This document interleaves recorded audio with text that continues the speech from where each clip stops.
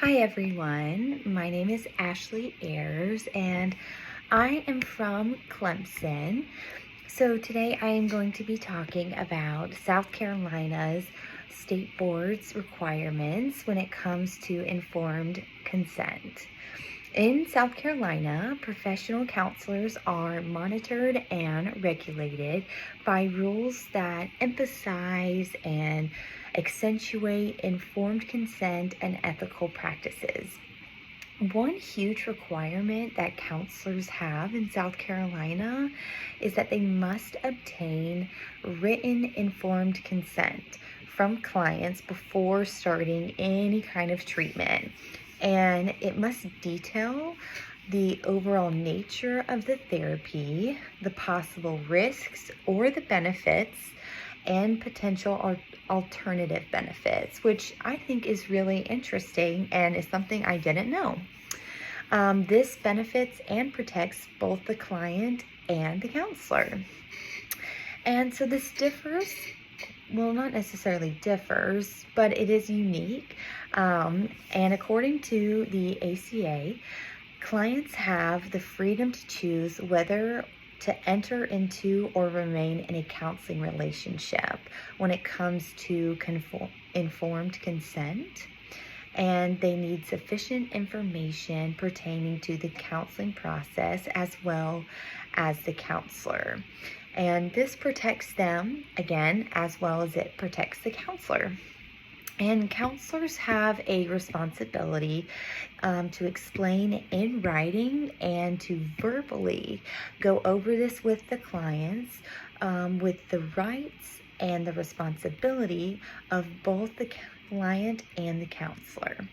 So informed consent, according to the ACA, is an ongoing part of the counseling process and is a huge aspect of what professional counseling is. And I know that we were supposed to look at a professional mental health counselor in our area. And so the professional counselor that I looked at was Shelly Smith.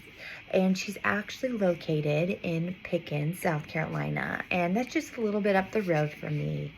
And so when I was taking a look at her website specifically, she had a lot of documents uploaded, which I found incredibly helpful and interesting as they were tools for me to look and just kind of glance over. Even outside of this project, I gained a lot of information about what I should be kind of looking towards in terms of goals for informed consent, my documents that I would need to have. So I found it really interesting in how she had that all laid out. But specifically speaking, she asks you to sign if you have read and understood her terms, which include a description of explaining how she is not a physician, she's not available 24 hours a day, treatment is not always successful, you must consent to treatment, and it also explains your HIPAA rights as a client, and so much more. She goes into a ton of detail, and and it just really explains to the patient, the clients, the uniqueness of her practice and what her standards are. And she just communicates that in terms of planning what your session is going to look like with her.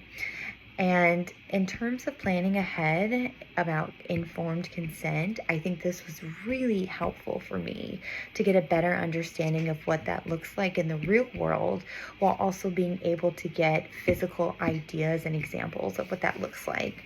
So I believe that Shelly displayed a wonderful example for me, and I think it was incredibly helpful for me as a counselor in training.